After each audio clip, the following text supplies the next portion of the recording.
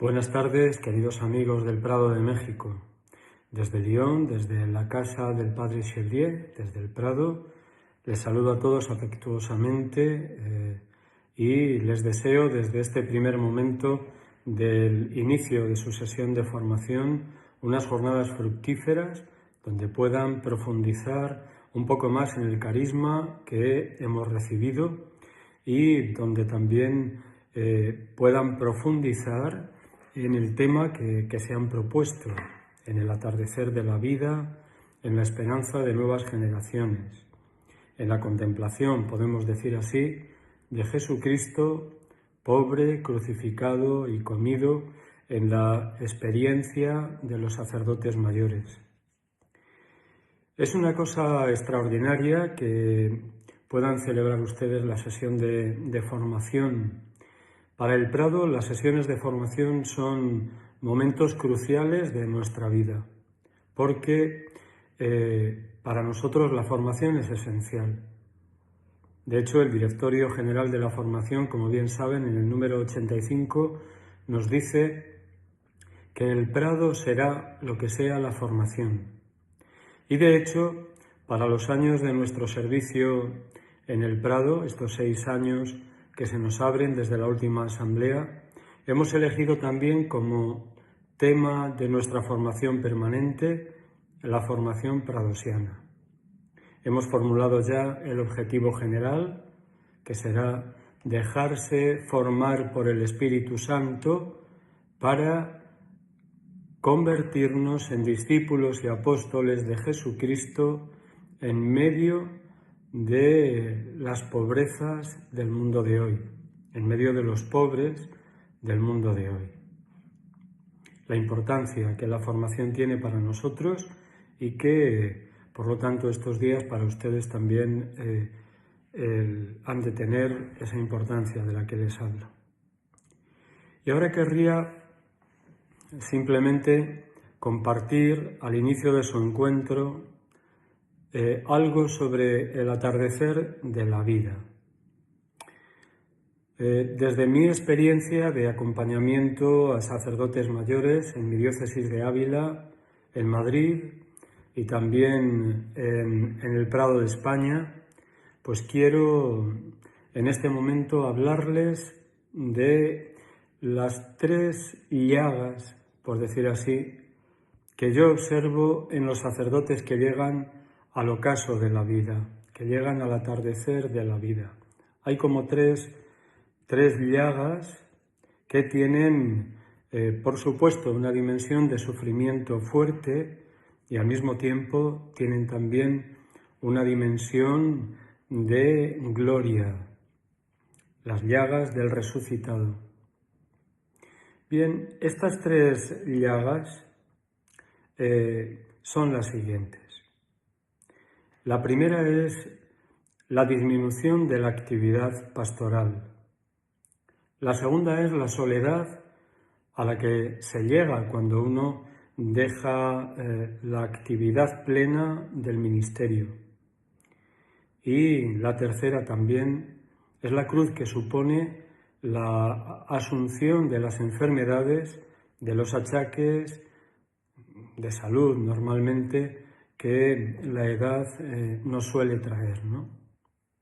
Brevemente, como les digo, desde mi observación y mi acompañamiento a sacerdotes mayores, les diré una palabra que sirva un poco como marco para el encuentro que ahora inicia. Primera llaga, primer hecho que vive el sacerdote que llega al atardecer de la vida, es que la ocupación disminuye, es que la pastoral continúa, pero con un ritmo y también con una cantidad de cosas a hacer que son sensiblemente menores. Cuando llega la jubilación, se tiene la experiencia de dejar la parroquia, las ocupaciones tenidas hasta ese momento, y el cambio que se produce en las personas es muy grande, porque el tiempo que se dedicaba a la actividad queda ahora a completa disposición de la persona. y en algunas ocasiones no se sabe en qué ocupar, sobre todo si son presbíteros en los que ha predominado el activismo pastoral y han dedicado poco espacio al cultivo gratuito del ser a través de la lectura, de la oración. De este modo, el tiempo puede convertirse en una llaga dolorosa.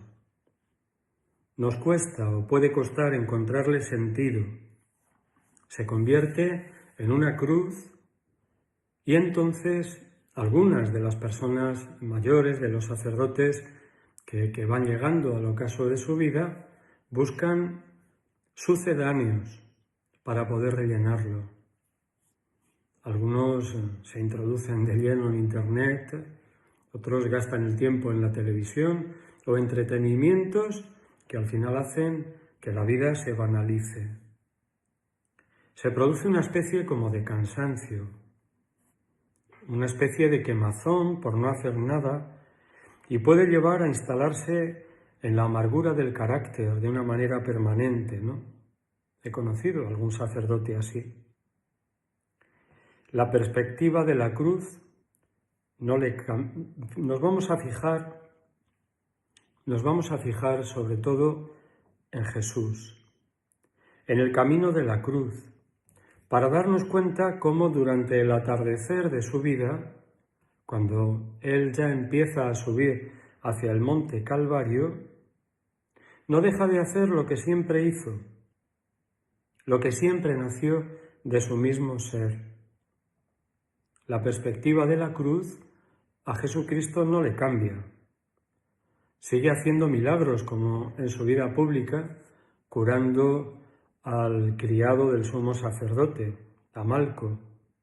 Continúa acogiendo y perdonando, como al buen ladrón o a la gente que le estaba clavando en la cruz.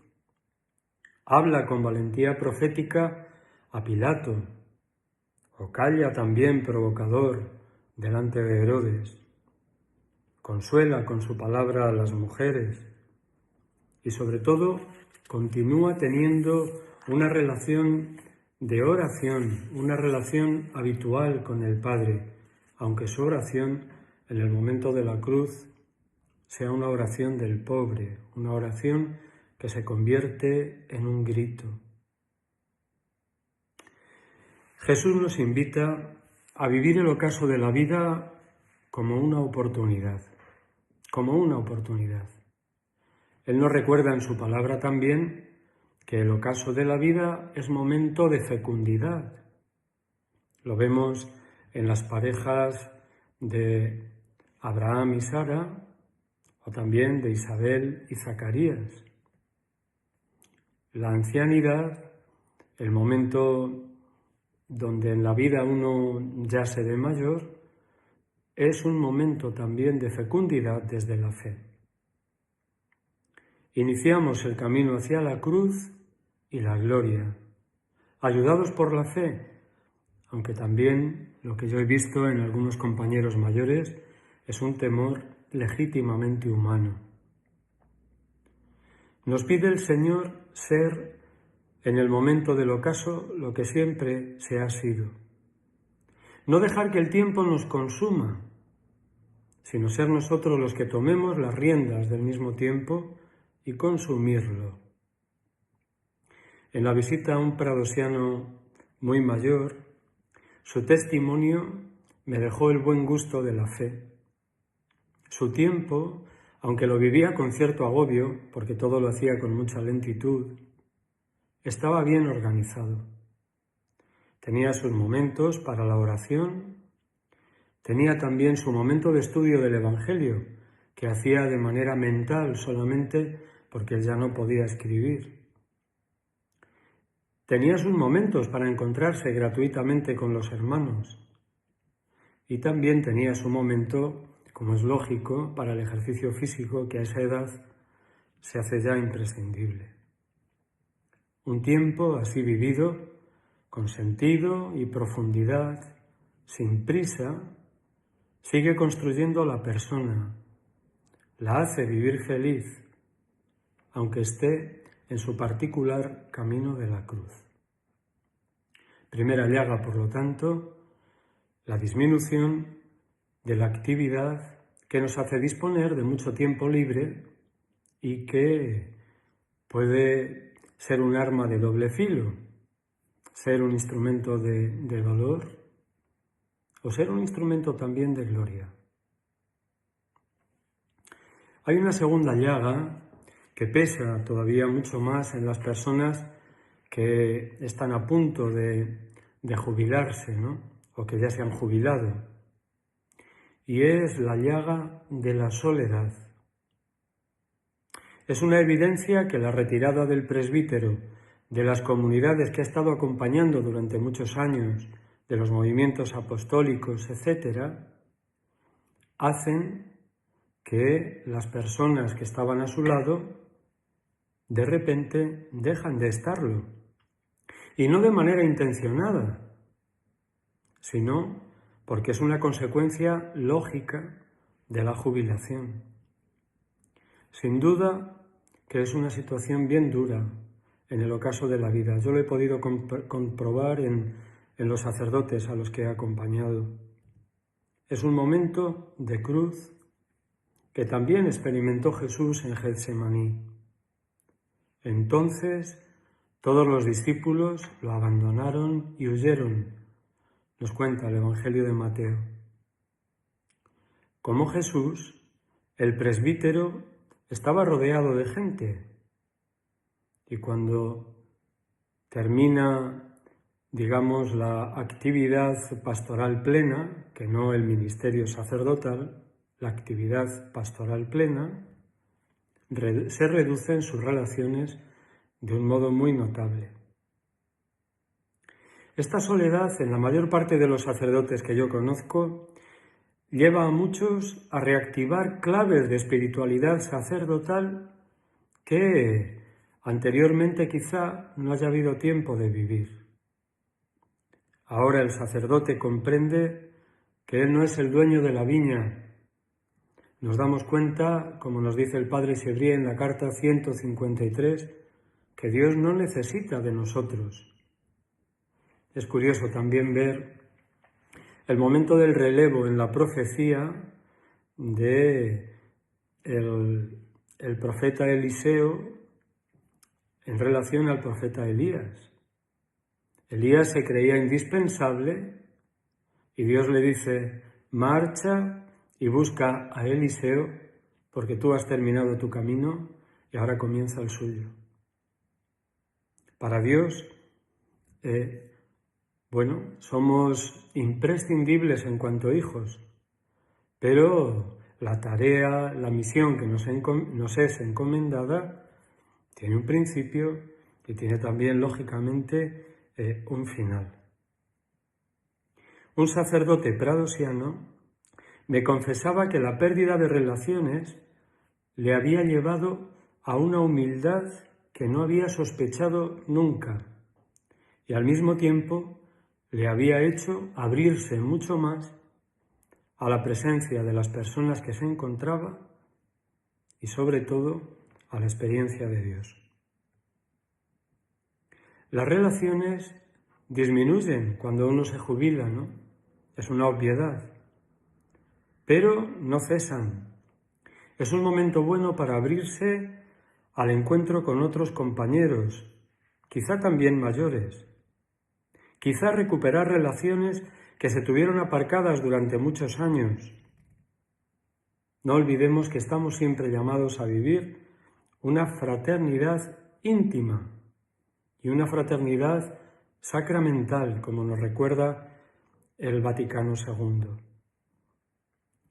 Es el momento también para dedicar tiempo gratuito a la escucha de los demás. ¿Cómo me llama la atención un sacerdote pradosiano de aquí, de Lyon, que algunos de ustedes conocerán? Se llama Christian Delorme, y el otro día, cuando le he ido a ver, me he dado cuenta de cómo hay muchas personas también, no tantas como cuando estaba en activo, pero muchas personas que acuden a él para charlar sin más, para encontrar también en él el sentido que ha estado de manera permanente en su vida, para encontrar una palabra de sabiduría, etc. El sacerdote que está en el atardecer de la vida se convierte en una especie de maestro espiritual para todos los que acuden a él, o todos los que encuentran el camino de la vida. Recuerdo también con mucho afecto una visita que hice a una residencia de mayores, donde hay 4 sacerdotes pradosianos en Barcelona. Y el padre Oriol Xirinacs, al que algunos de ustedes también conocerán, me decía: como no tengo mucha gente con la que establecer relaciones, me he hecho muy amigo de una de las señoras de la limpieza. Y ella ha experimentado una especie de conversión a mi lado. Antes decía no tener fe, y ahora ella va encontrando poco a poco el camino de Jesús a través de el pobre ejemplo que le puedo dar o a través de mi palabra. Los sacerdotes jóvenes, por otra parte, sobre todo en el Prado, pero en general, están llamados a acudir a la proximidad de los sacerdotes mayores. El mismo concilio nos recuerda que los sacerdotes mayores tienen un papel importantísimo para la vida de los que se van iniciando. Nos dice Presbyterorum Ordinis en el número 8, los jóvenes sabrán respetar la edad y la experiencia de los ancianos, dialogar con ellos sobre las preocupaciones pastorales y compartir con ellos, con alegría, su propio trabajo. No estaría mal que en algún momento del encuentro de estos días cada uno pudiera compartir la importancia que para él ha tenido algún sacerdote mayor que ha ido encontrando en el camino de la vida. Si San Lorenzo dijo que los pobres son los tesoros de la Iglesia, en el Prado tenemos que decir con mucho gozo que los sacerdotes mayores son nuestro propio tesoro. En la primera visita que hice a Virgilio, un sacerdote pradosiano de 87 años, en la diócesis de Salamanca, me encontré con un ejemplo de vida y de fe inesperado. Rápidamente le pregunté: ¿cómo va tu salud, tu familia? Y él no me hizo caso. Él me dijo: siéntate. Me dio un Nuevo Testamento. Rezamos juntos la oración o verbo o Cristo. Y después de leer el Evangelio del día y de hacer un momento de oración, ya entonces me dijo: ¿qué me habías preguntado? Aprendí mucho de Virgilio, pero su enseñanza mayor fue la de ver cómo la prioridad es Jesucristo y su palabra. Y después ya está nuestra vida, nuestras faenas, nuestros azares. Comenzar todo por Jesucristo, como nos recuerda el Padre Chevrier. Y ya para concluir, perdonen si me alargo un poco, la tercera llaga, después de haber visto que la primera es, digamos, el tiempo que queda a los sacerdotes una vez que abandonan las actividades pastorales ordinarias, la segunda, la soledad, porque cuando uno se jubila, cuando llega al atardecer de la vida, son muchas las personas que la inercia de la propia vida hace desaparecer de nuestro lado. Y la tercera llaga del sacerdote mayor, del sacerdote que llega ya a la edad de la jubilación, es la llegada de la enfermedad, que a menudo se convierte como en una especie de crisol de la vida teologal. He podido ver a muchos compañeros mayores cómo en los años últimos de su vida han experimentado una purificación grande en la fe, la esperanza y la caridad, y han podido ser así modelo, ejemplo de santidad para las personas que hemos compartido con ellos la vida. Es verdad también que la enfermedad lo primero que trae es como una experiencia de duda, una experiencia también de prueba, ¿no? Y también he encontrado compañeros que ante la enfermedad se han preguntado, como el pueblo de Israel en el éxodo de Babilonia, si es que el Señor ya no va a volver a favorecernos y no va a volver a caminar a nuestro lado, no va a volver a caminar junto a nosotros. Pero normalmente este interrogante ha sido temporal e inmediatamente el sacerdote ha rehecho sus convicciones y ha sido capaz también de responder con aquella expresión del profeta Isaías: ¿es que puede una madre olvidarse de su hijo, del hijo de sus entrañas, del hijo al que amamanta?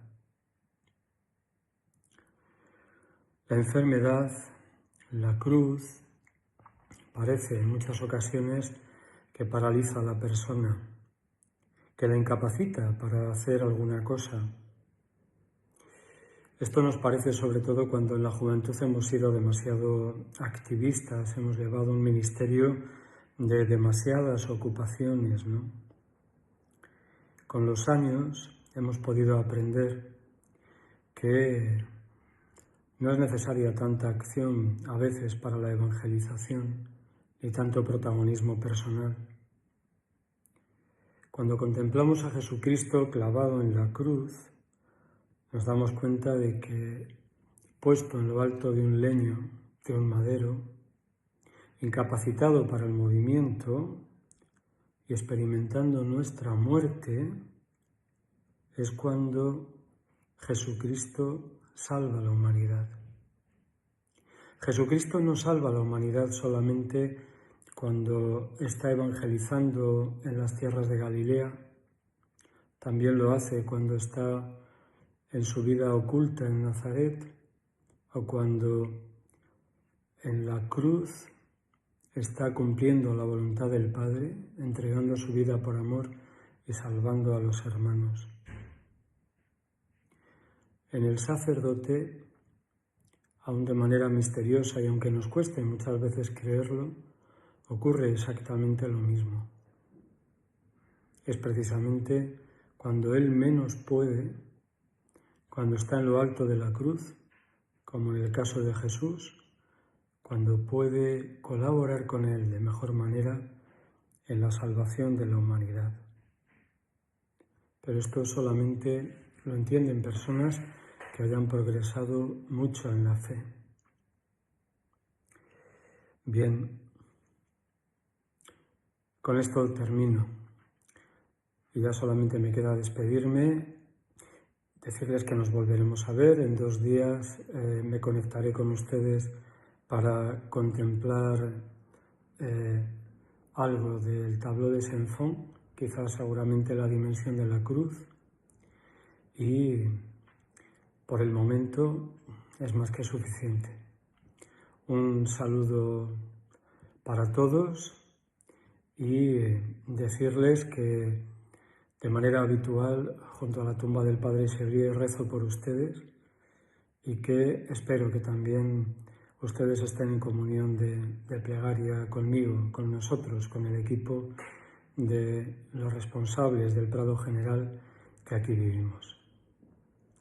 Un saludo afectuoso y nos continuamos viendo por el camino.